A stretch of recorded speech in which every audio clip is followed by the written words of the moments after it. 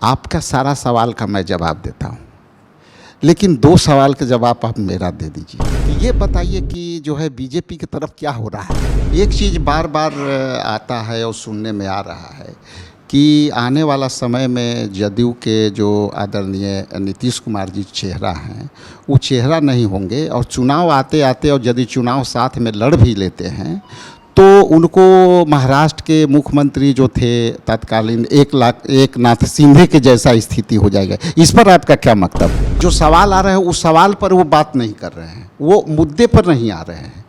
तो मुद्दे पर नहीं आना इसके मतलब हम जो मानते हैं, मुद्दे पर नहीं आना मतलब उन्होंने मान लिया है कि हम बेरोज़गारी पर अवसर के लिए कोई काम नहीं किया है और मैं पलायन रोकने के लिए भी कोई काम नहीं किया। कई घोषणा जो बेरोज़गारी को लेकर का था उन्होंने किया, उस पर काम नहीं हुआ। तो इस पर आपका क्या ऑब्जर्वेशन है? तो 2 करोड़ जो पलायन किए हैं लोग और ख़ास करके उसमें हिस्सेदारी बिहार के ज़्यादा है, तो ये क्यों है और कैसे इसको ली जा रही है कि आखिर ये सरकार चला कौन रहा है? ये आज मैं आपके साथ जुड़ा हूँ, आपका सारा सवाल का मैं जवाब देता हूँ, लेकिन 2 सवाल का जवाब आप मेरा दे दीजिए। कि ये बताइए कि जो है बीजेपी की तरफ क्या हो रहा है? बीजेपी के तरफ भी मारामारी मची है, वहाँ भी सब कुछ ठीक नहीं है। आप देख रहे हैं कि चिराग पासवान कह रहे हैं कि बिहार बुला रहा है, मतलब मुख्यमंत्री पद के दावेदार हो गए हैं वो, तो वहाँ भी सब कुछ ठीक नहीं है। जीतन राम मांझी वक्फ बोर्ड को लेकर पीएम मोदी पर निशाना साध रहे हैं। तो जो इंडिया गठबंधन में चल रहा था मुख्यमंत्री के चेहरा को लेकर, वही लड़ाई तो एनडीए में भी चल रही है। मुझे लगता है कि कांग्रेस के लिए ये अच्छी बात है, आपके लिए मौका है, इसको अवसर, चुनौती को अवसर में बदल सकते हैं।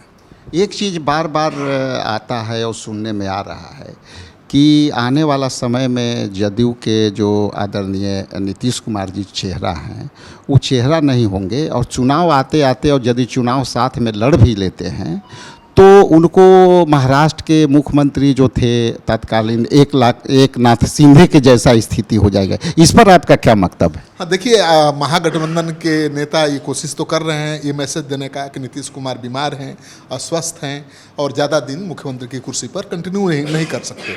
अब इस परसेप्शन का कितना फ़ायदा मिलेगा महागठबंधन को चुनाव में, ये देखने वाली बात है, क्योंकि लोग तुलना जरूर करेंगे कि महागठबंधन के मुख्यमंत्री का चेहरा कौन है और एनडीए के मुख्यमंत्री का चेहरा कौन है।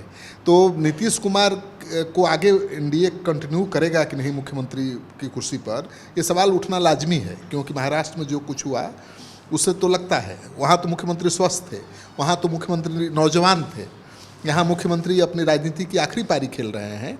तो आप लोग सवाल उठा रहे हैं, लेकिन किस हद तक सफल होंगे, एक नया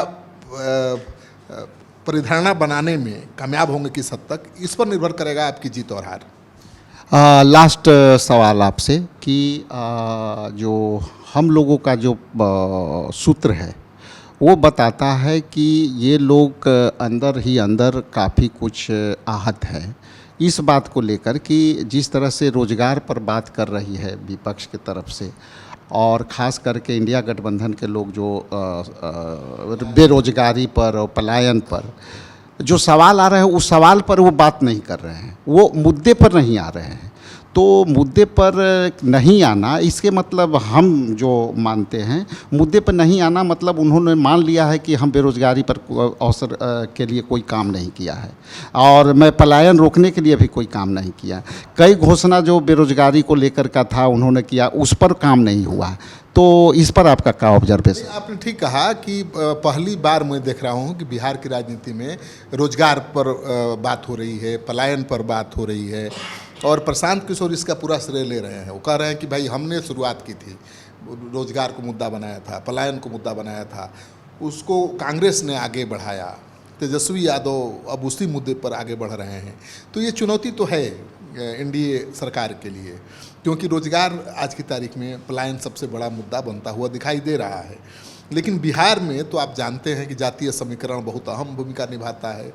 जिसके पक्ष में जातीय समीकरण होगा वही बाजी मारेगा, क्योंकि मुद्दा तो है रोजगार और पलायन, लेकिन वोट देते समय बिहार के मतदाता जातीय समीकरण के आधार पर ही वोट देते हैं। ये अभी परिवर्तन दिखा नहीं है, हो सकता है पहली बार दिख भी जाए। एक लोकसभा में कोई सांसद जो है एक सवाल किए थे श्रम संसाधन मंत्रालय के मंत्री से, और उन्होंने पूछा था कि पूरे देश में अब तक कितने लोग पलायन किए हैं, देश में एक आंकड़ा दिया जाए।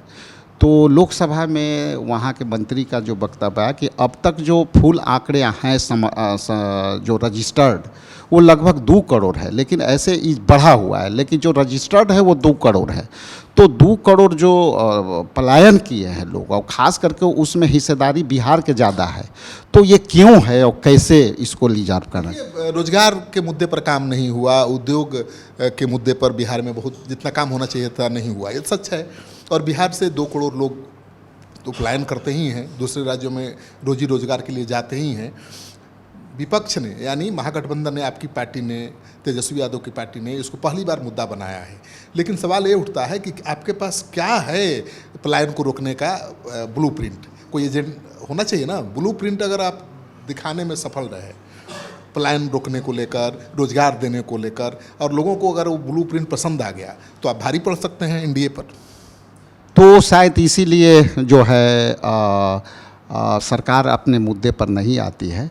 और अंत में चलते चलते आपको धन्यवाद देते हुए मैं अपना प्रश्न को विराम दूं, उसके पहले एक बात है कि आखिर ये सरकार चला कौन रहा है? सरकार तो मोदी जी ही चला रहे हैं, और आप देख ही रहे हैं कि हिंदुत्व तो सबसे बड़ा। हम बिहार सरकार की बात कर रहे हैं। बिहार सरकार नीतीश कुमार चला रहे हैं। हमको तो नहीं लगता है। कैसे लगता है आप बताइए कि इनके फैसले कौन ले रहे हैं? आरोप तो है कि नौकरशाह चला रहे हैं, नीतीश जी बीमार हैं, लेकिन मेरे पास कोई मेडिकल रिपोर्ट नहीं है नीतीश कुमार की सेहत का। आप विपक्ष में हैं, नेता हैं विपक्ष के, कांग्रेस के प्रदेश अध्यक्ष हैं, आप राजनीतिक व्यक्ति हैं, ऐसा आरोप लगा सकते हैं, लेकिन मुझे ये आरोप लगाने के लिए मेडिकल रिपोर्ट मेरे हाथ में होनी चाहिए। तो ये थे सिटी पोस्ट लाइव के चीफ एडिटर, हमारे साथ संवाद कर रहे थे। इनको मैं यहाँ संवाद करने के लिए धन्यवाद देता हूँ कि आप इसी तरह से जनहित के मुद्दे लेकर के आप आगे बढ़ते रहें।